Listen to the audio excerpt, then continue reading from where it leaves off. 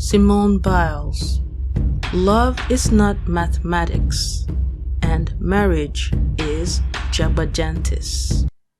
Welcome to Amaka Intellectual Factory, where I host podcasts and many other interesting stuff. Believe it or not, Simone Biles is still trending. I have listened to other views on the recent interview of her husband, Jonathan Owens, that brought about this whole internet uproar. And I'm pretty confident in the last two videos I put out on Simone Biles' husband's viral interview. And the reason is because a lot of people reacting simply are not taking into account the many psychological operations at play here. And when a person or a people are not consciously aware of the existence of psychological operations or manipulations used against you, you will forever be a slave to your enemy's manipulations. But don't worry, my lovely viewers, you are in the right place. You haven't heard the last of my take on psychological operations. Make sure you subscribe so you never miss a wonderful moment with me. Okay, so today my focus is going to be on the subject of love. We all talk about love, and there are many written literature on the subject as well. I'm not gonna tell you that I'm an expert on the subject of love, because I'm not. However, I have experienced the feeling of loving someone so much more than once. In my case, in both instances, the love was reciprocated and it felt good. Now, one thing I remember from both instances was that the way we expressed our affection for each other was not mathematical. We were always available for each other. I didn't care that I did one or more things more than the other, and they also demonstrated that they didn't care they did one or more things more than I did. We weren't waiting for who made the first move on something or was able to hold out on anything. It really was pure love. And it did feel good, loving somebody, and that somebody loves you back. However, in the past few decades, and more so since the early 2000s, people decided to put up these boundaries in relationships. It's bizarre.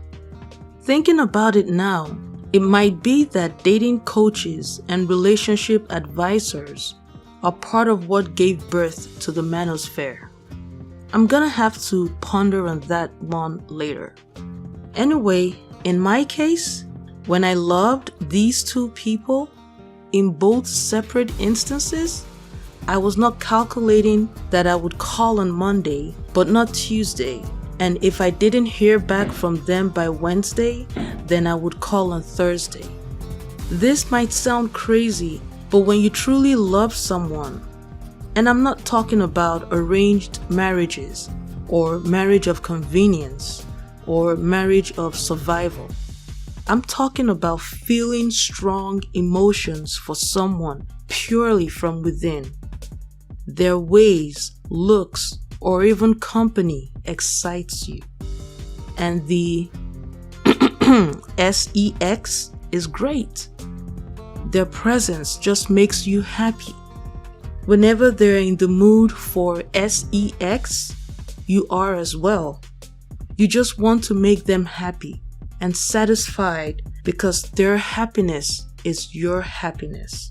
It feels good. This doesn't have to be a marriage situation. A good example of that is myself. In these two instances, we weren't married. We were free, and we loved each other freely.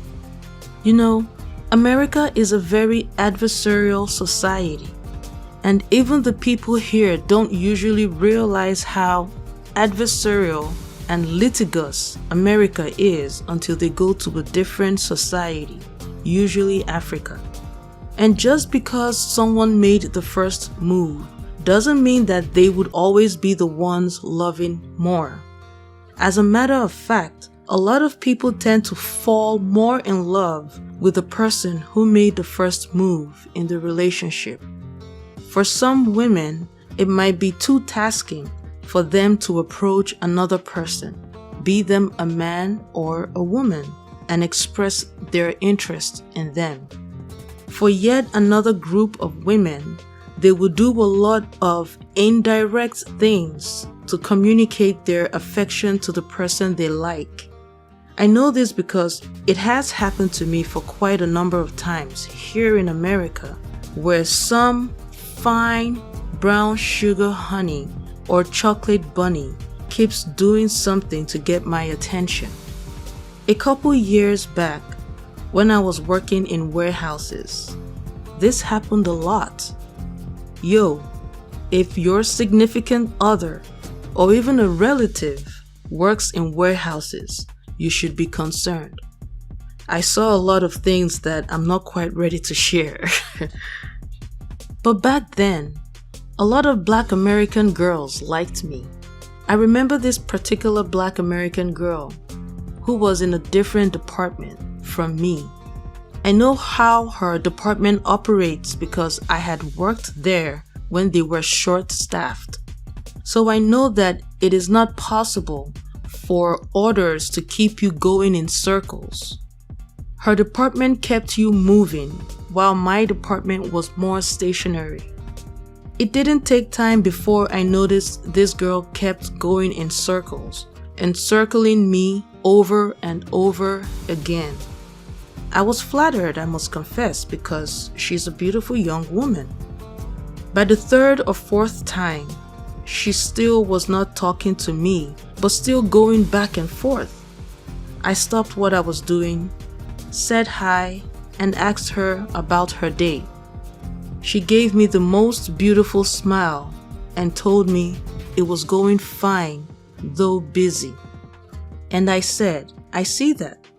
I noticed you kept going in circles. You must have a weird itinerary. She laughed and didn't say anything.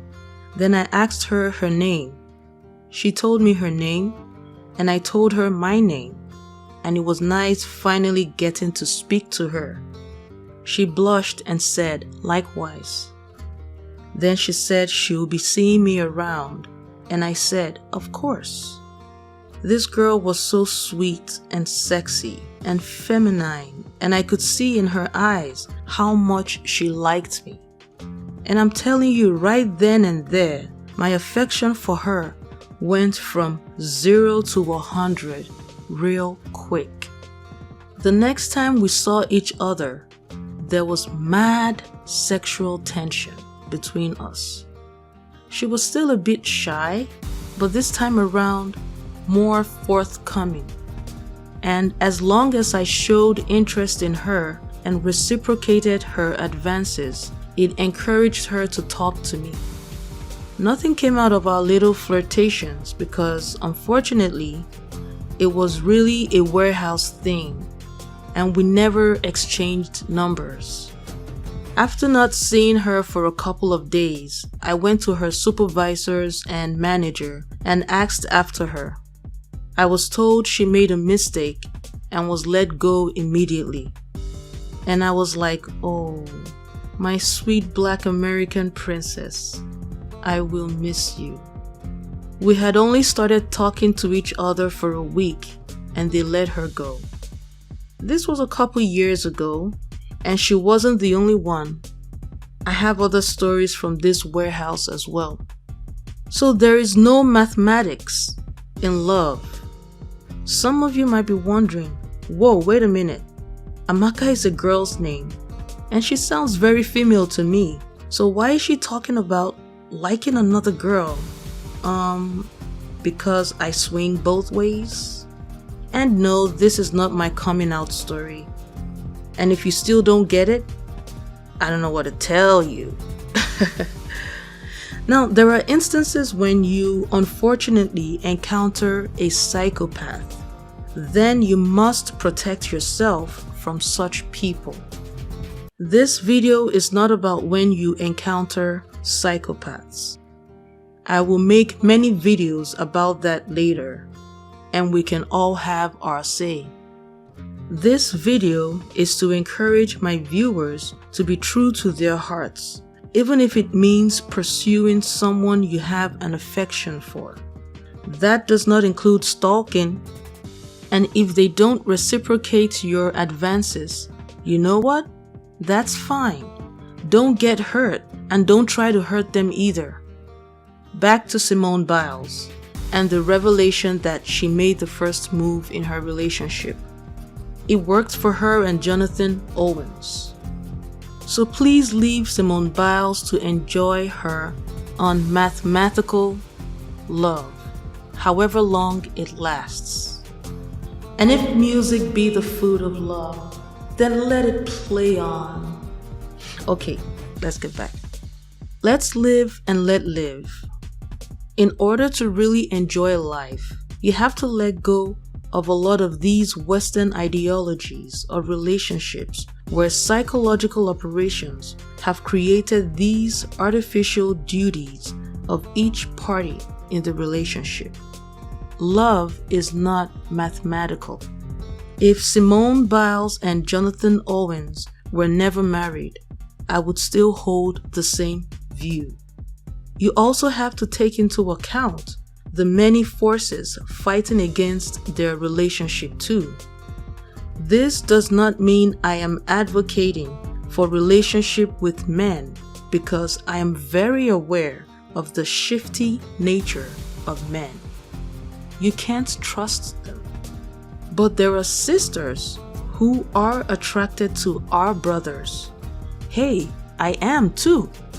And it does happen that our sisters and brothers find each other in love, no matter how long or short-lived.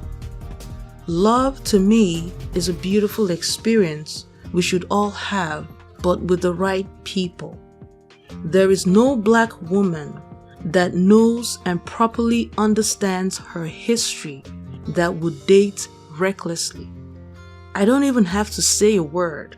Once you have a sound knowledge and understanding of your history, you would know exactly what to do and what not to do, who to date and who not to date. Why dating recklessly has a ripple effect that hurts not just you, but people of your demographic.